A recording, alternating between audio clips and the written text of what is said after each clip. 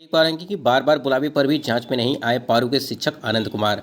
यहाँ पे देखिए हम लोग टीआरई 1 और टीआरई 2.0 की भर्ती प्रक्रिया से के संबंधित मुद्दों पर बात करने वाले हैं। पहले इसमें देखिए 1 यानी कि एक फर्जी शिक्षक बर्खास्त और 6 और कार्रवाई की जद में, ठीक है। यानी कि बीपीएससी की तरफ से ये मुजफ्फरपुर से अपडेट निकल के आई है। और इसमें देखिए यहाँ पे दिया गया है कि 16 मार्च से 24 अप्रैल तक थंब इम्प्रेशन जांच में 6 बार आने का मौका दिया गया, लेकिन हर बार गुरुजी बीमार पड़ गए। बीपीएससी शिक्षक नियुक्ति के दूसरे चरण में धराए फर्जी शिक्षकों को बर्खास्त कर दिया गया है। डीओ अजय कुमार सिंह ने बर्खास्तगी का आदेश शुक्रवार को जारी किया। दूसरे चरण के 6 अन्य शिक्षकों पर भी जो है बर्खास्तगी की कार्रवाई की जा रही है। यानी कि एक तो है ही, उनके साथ साथ 6 और लोग भी सम्मिलित हैं इसमें।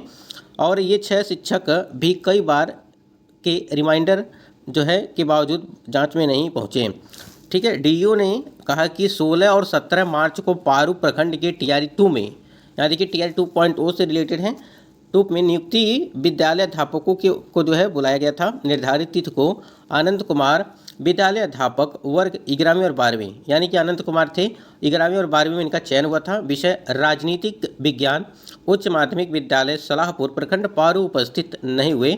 इसके बाद 30 मार्च, 6 अप्रैल और 12 अप्रैल को भी मिलान के लिए उपस्थित नहीं हुए। यानी कि कई बार बुलाने के बाद भी जो आनंद कुमार जी हैं ये उपस्थित नहीं हुए। नीचे की अपडेट में आप देख सकते हैं कि स्कूल से भी गायब हो गए। प्रधानाध्यापक उत्क्रमित उच्च माध्यमिक विद्यालय सलाहपुर ने 12 अप्रैल को रिपोर्ट दी कि श्री कुमार बीमार रहने के कारण जांच में उपस्थित है तथा 8 से 12 अप्रैल तक विद्यालय में अनुपस्थित हैं। पुनः अंतिम अवसर देते हुए 24 अप्रैल की तिथि निर्धारित की गई, लेकिन इस तिथि को भी अनुपस्थित रहे।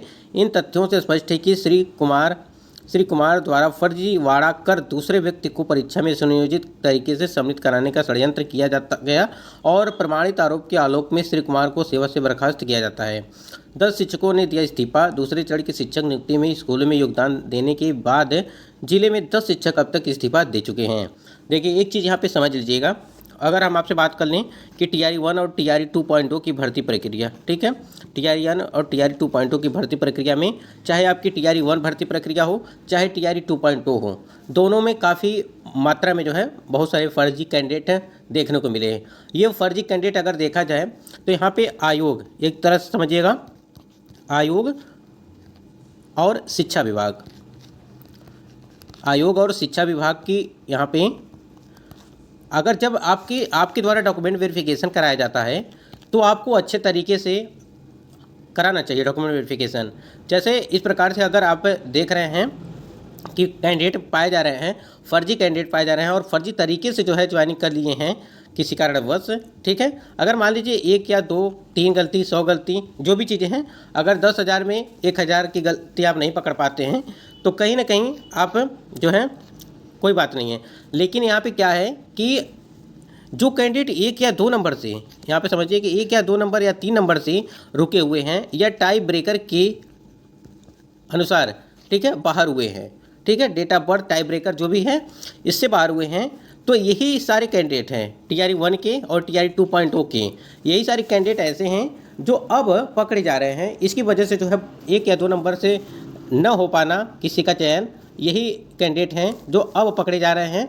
और यही जो रिक्तियाँ होंगी आपकी फिर टीआरई 4.0 की भर्ती में मतलब कि जोड़ी जाएंगी। तो इससे अच्छा है कि आप अच्छे से डॉक्यूमेंट वेरिफिकेशन कराएं। आप जल्दबाजी में नोटिफिकेशन जारी करते हैं, विज्ञापन जारी करते हैं, फॉर्म अप्लाई होता है, सारी चीज़ें होती है, परीक्षा होती है, नियुक्ति पत्र वितरण होता है, रिजल्ट जारी कर दिया जाता है, कटाव बता दी जाती है कितनी हाई कटाव गई थी, ठीक है। तो यही सब कारण हैं कि अभी तक ये जो सिलसिला है अभी तक रुका नहीं है। आप लोगों ने देखा होगा कि ये 2 या 3 दिन के बाद ज़रूर कोई ना कोई अपडेट आ जाती है टीआरई 1 और टीआरई 2.0 से रिलेटेड जो फर्जी शिक्षक निकल रहे हैं। अभी इसके पहले आप लोगों ने देखा होगा कि सीटेट को लेकर के और जो सब्जेक्ट कॉम्बिनेशन को लेकर के बहुत सारे फर्जी शिक्षक बाहर किए गए हैं टीआरई 1 और टीआरई 2.0 की भर्ती प्रक्रिया से। तो सिर्फ इतना ही कहना है आयोग से कि जब भी आप डॉक्यूमेंट वेरिफिकेशन कराते हैं तो अच्छे तरीके से कराइए। पूरे आप भले ही टाइम लीजिए लेकिन डॉक्यूमेंट वेरिफिकेशन अच्छे तरीके से कराया जाए, जिससे इस प्रकार से जो फर्जी शिक्षक निकल रहे हैं ये फर्जी शिक्षक उसी टाइम पे निकल जाएं जिससे नए लोगों का जो है चयन हो पाए। तो ये चीज़ें गलती नहीं होनी चाहिए, जैसे टीआरई 3.0 की भर्ती हो या 4.0 की भर्ती में। यहीं पे अगर देखा जाए पेपर लीक को लेकर के अपडेट क्या है, यहाँ पे देखिए पेपर लीक के अभियुक्तों से ईओ ने की पूछताछ। यानी कि बीपीएससी द्वारा ली गई तीसरे चरण की शिक्षक भर्ती पेपर लीक मामले उज्जैन से गिरफ्तार आरोपियों से जो आर्थिक अपराध इकाई की विशेष टीम लगातार पूछताछ कर रही है और अभियुक्तों को कोर्ट से रिमांड पर लिया गया था। रिमांड अवधि पूरी होने पर उनको रविवार को वापस न्यायिक हिरासत में जेल भेज दिया जाएगा। गिरफ्तार आरोपियों के तार उत्तर प्रदेश के लोक सेवा आयोग द्वारा आयोजित सिपाही भर्ती परीक्षा के प्रश्न पत्र लीक कांड से भी जुड़े हैं। ठीक है, यानी कि जो आपका यूपी में आपका कराया गया था सिपाही भर्ती प्रक्रिया, यानी कि परीक्षा कराई गई थी, वो भी जो पेपर लीक हुआ था उससे भी इनके कनेक्शन जुड़े हुए हैं। तो लेकिन आर्थिक अपराध की इकाई की जो टीम है इन्हीं के द्वारा जानी समझिए एक तरह से जो आपका पेपर लीक का मामला देखने को मिला था, परीक्षा रद्द हुई थी, सारी मेहनत इनको ही जाता है। और देखिए अगर कोई चीज़ें हैं आपको जानकारी है तो आप इनसे संपर्क कर सकते हैं, बता सकते हैं पेपर लीक संबंधित या कोई भी चीज़ें हों इससे जुड़ी हुई बीपीएससी टीआरई 3.0 से। इन्होंने टोल फ्री नंबर भी दिया था एक बार, जो हमने पिछली वीडियो में आपको कई सारी वीडियो में भी बताया है कि कोई भी शिकायत हो तो आप उन पे जो है ईमेल आईडी पे जो है मेल कर सकते हैं। टोल फ्री नंबर भी इनके द्वारा दिया गया था। तो देखिए ये जो पेपर लीक का मामला है 15 मार्च वाला, जो आपका बीपीएससी टीआरई 3.0 की पेपर लीक हुआ था, वो अभी जाँच चल रही है। जाँच इसलिए चल रही है क्योंकि जो सबसे बड़ी जो मछली है उसको पकड़ने के चक्कर में ये पूछताछ चल रही है। आप समझ सकते हैं अगर इस प्रकार से जांचें नहीं चलेंगी, लगातार कंटिन्यू जांचें नहीं होंगी और पकड़े नहीं जाएंगे तो आप कुछ भी नहीं कर सकता है कोई भी। इसी प्रकार से पेपर लीक होते रहेंगे और जो है कोई कुछ नहीं कर पाएगा। ठीक है, ये और एक चीज़ समझिएगा, इस बार तो चुनाव का माहौल था। ठीक है, इस बार चुनाव का माहौल था इसलिए पेपर रद्द कर दिया गया। लेकिन अगर ये चुनाव का माहौल नहीं रहता तो पेपर बिल्कुल रद्द नहीं हो पाता। आप लोगों ने देखा था कि आयोग के द्वारा जब जांच पड़ताल यहाँ पे यू के द्वारा जांच पड़ताल की जा रही थी, जो सबूत दिए गए थे वो बीपीएससी मानने के लिए आयोग तैयार नहीं था। ठीक है, इस चीज़ को भी ध्यान रखिएगा। टीआरई 3 परीक्षा तिथि में बदलाव को लेकर के अगर हम बात करें, देखिए बहुत सारे कैंडिडेट सोच रहे होंगे कि परीक्षा तिथियों में क्या कुछ बदलाव किया गया है। अगर देखिए 10 और 11 जून, ठीक है, आपकी ये 2 डेट पड़ी हुई है। ये 10 और 11 जून बताया जा रहा है कि आपकी परीक्षाएं करा ली जाएंगी। 1 तारीख को आपका 7वें चरण का चुनाव है, फिर आपका जो है 4 तारीख को मतगणना होगी। ठीक है, अब माहौल किस प्रकार से रहेगा ये डिपेंड करेगा, यानी कि मतगणना होने के बाद डिपेंड करेगा कि माहौल देश में किस प्रकार से रहने वाली है। आप समझ सकते हैं कि उसी प्रकार से इसका निर्धारण किया जाएगा।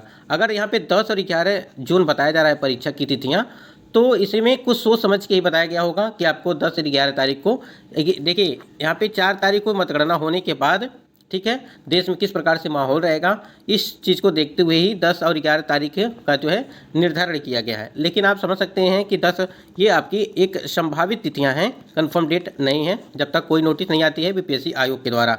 ठीक है, लेकिन आपको तैयारी बीपीएससी टीआरई 3.0 की री एग्जाम की वो 10 और 11 जून को परीक्षा तिथियों को मानकर ही आपको करनी है।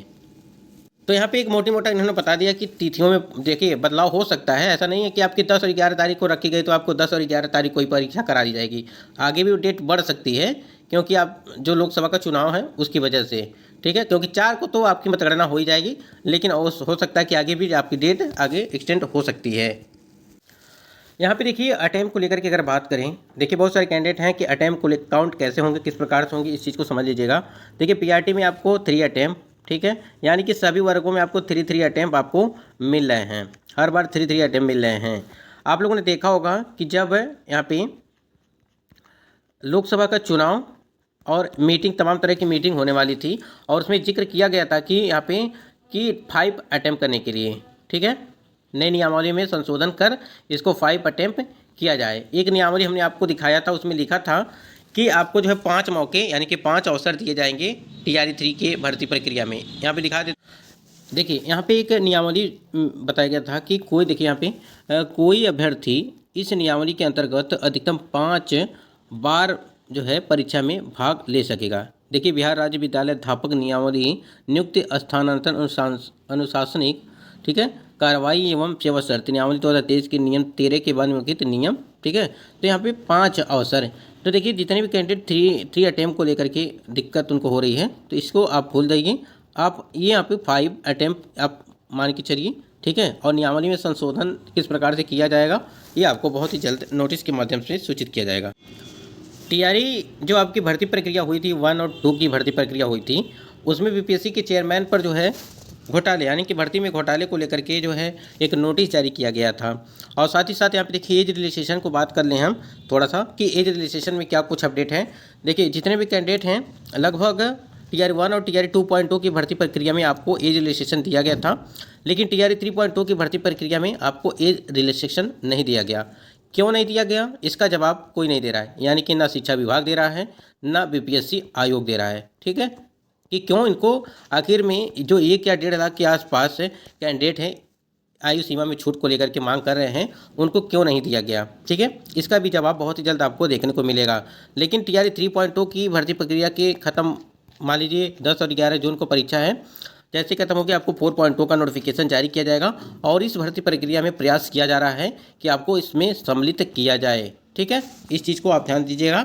हम लोग प्रयास में लगे हुए हैं कि अगर इस टीआर 3.0 की भर्ती प्रक्रिया में नहीं सम्मिलित किया गया तो इनको जो है इसमें सम्मिलित किया जाए 4.0 की भर्ती प्रक्रिया में।